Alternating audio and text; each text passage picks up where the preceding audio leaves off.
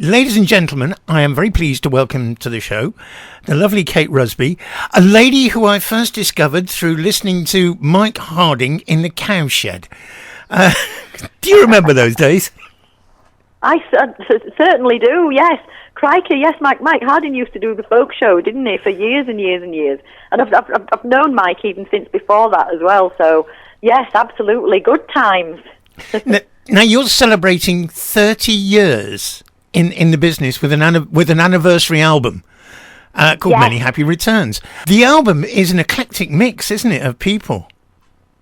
Certainly is, yes. So we did a celebratory album at 10 years called 10, and then one at 20 called, guess what, 20. and each of those albums are kind of a retrospective look at songs that I've done in the past, and we take them and bring them right up to date, you know, how we would approach that song now if we were to start off with it now.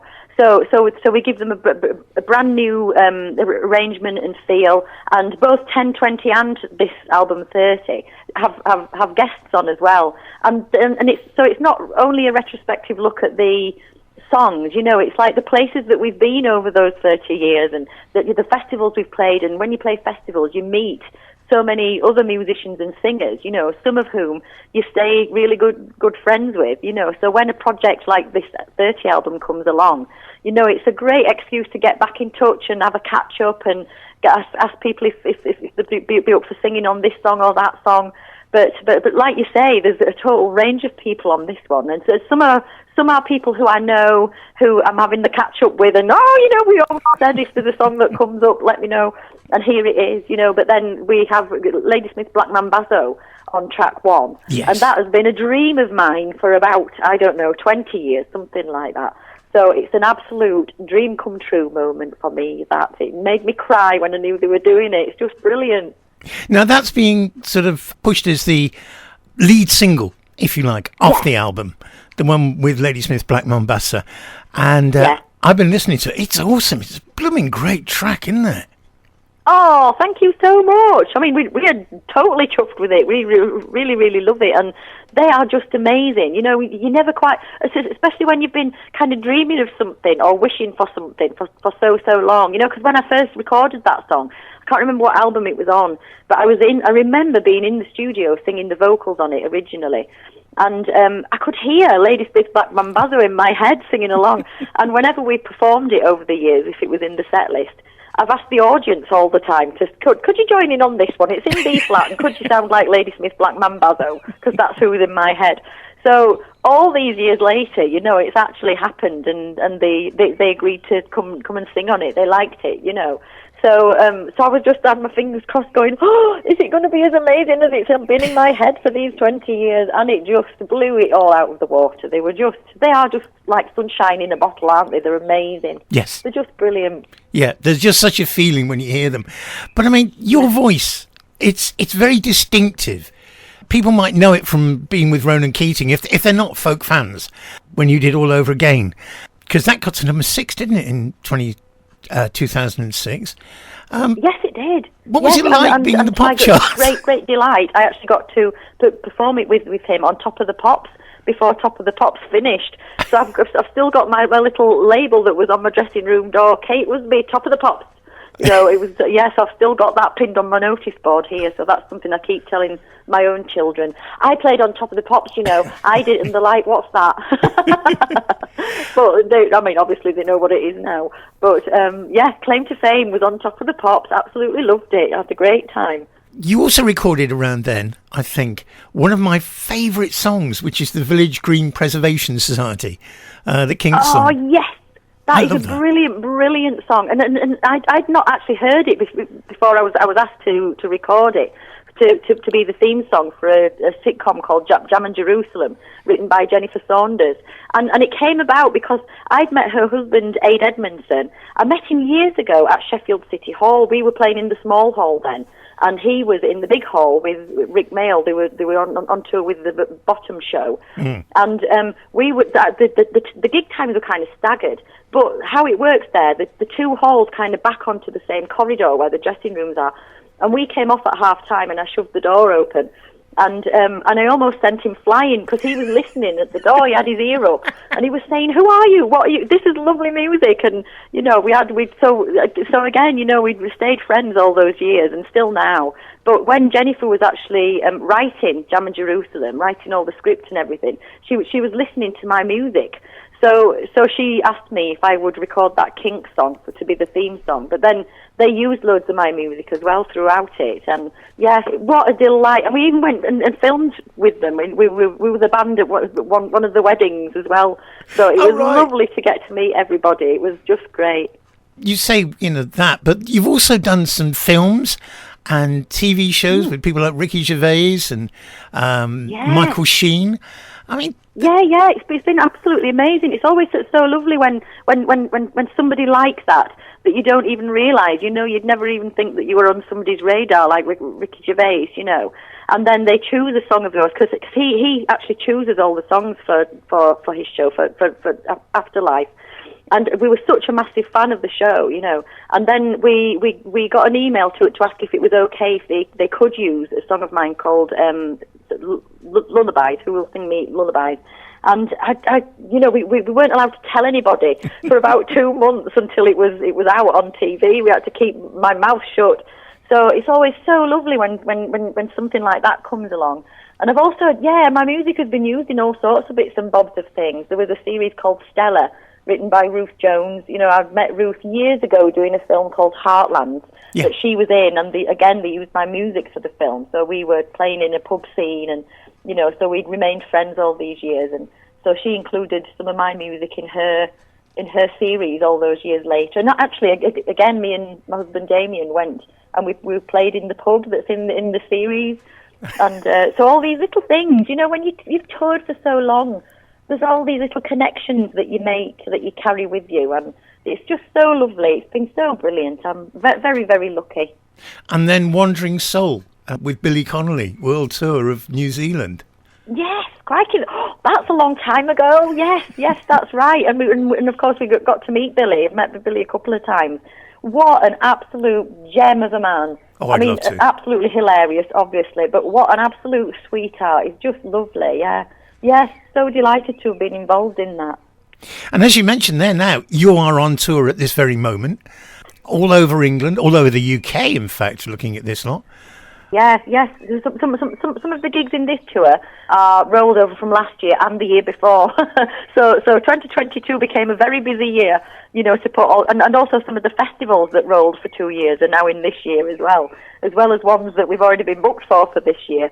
So it's a bit of a crazy year, but absolutely loving it, and it's so nice to be back to actually performing and playing in front of people as well. Yeah, it's great. I'm just so looking forward to the rest of it as well. Do you enjoy the sort of live performance, in a sort of big environment? Because I know you've done some huge festivals, haven't you? Oh, we have. We've done some huge festivals, and I think the biggest gig that I've ever done was in Hyde Park as part of BBC Radio 2's concert in the park that they used to do. I'm sure that will start up again, after COVID. I hope so. But yeah, I think that was the biggest audience ever.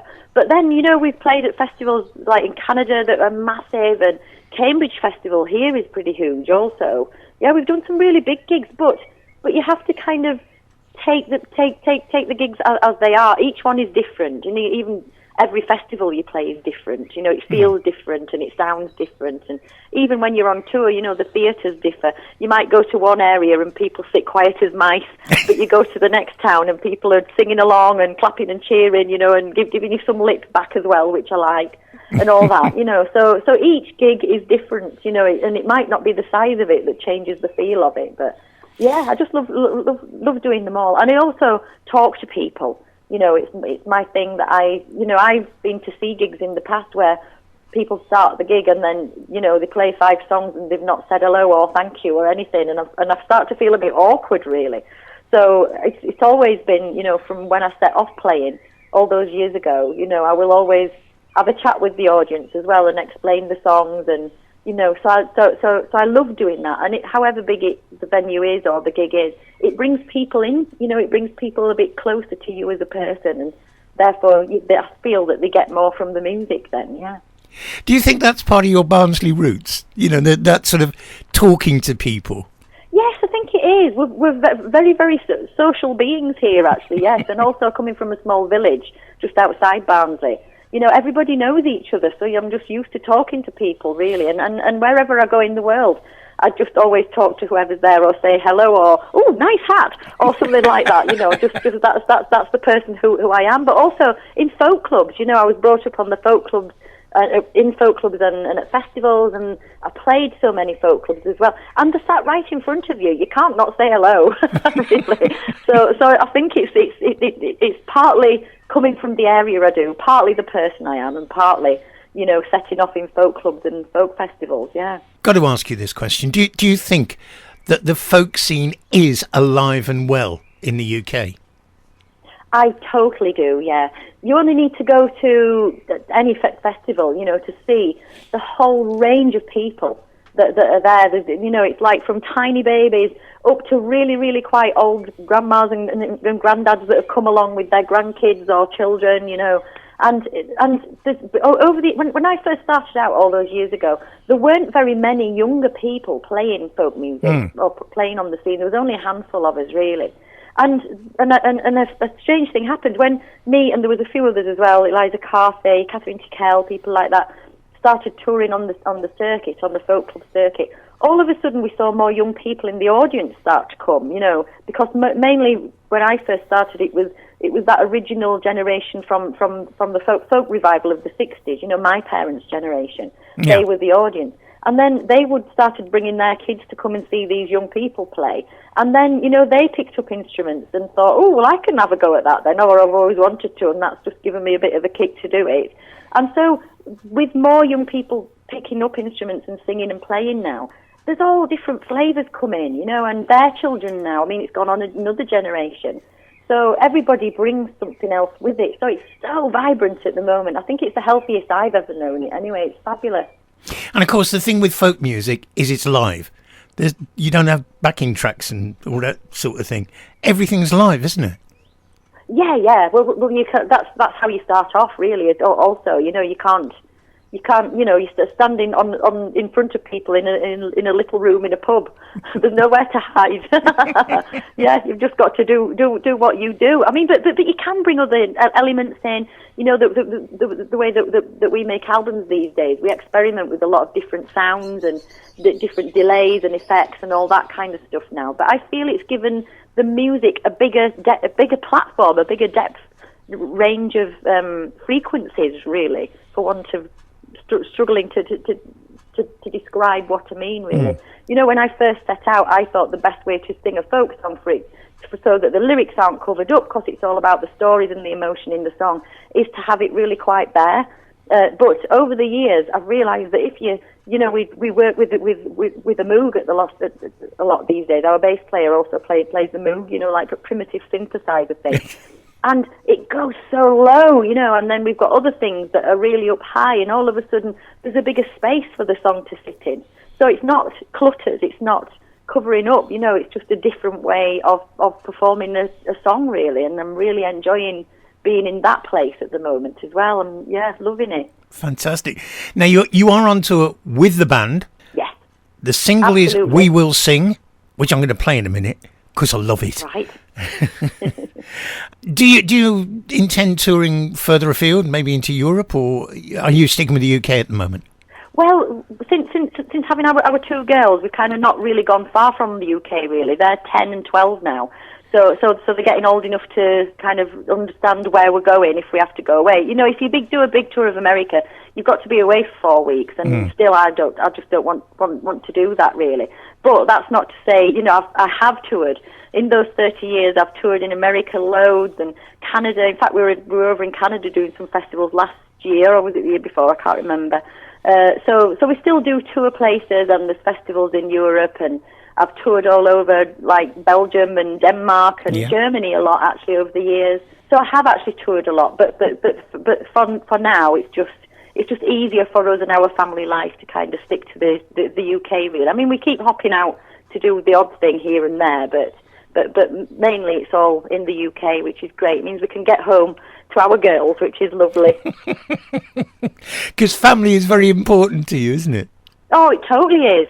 Yes, I mean, also, even in how we set up our own record company all them 30 years ago, and my dad, it was me and my dad, you know, and he ran it up until about 2 years ago when he finally retired, and my sister now is at the helm of Pure Records. My mum used to do the accounts until she retired.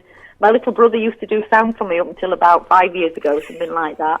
So it is actually a family business, and we're all in it, you know, as a family, which has also meant that helps me to then go off on tour, because my husband Damien is also in my band.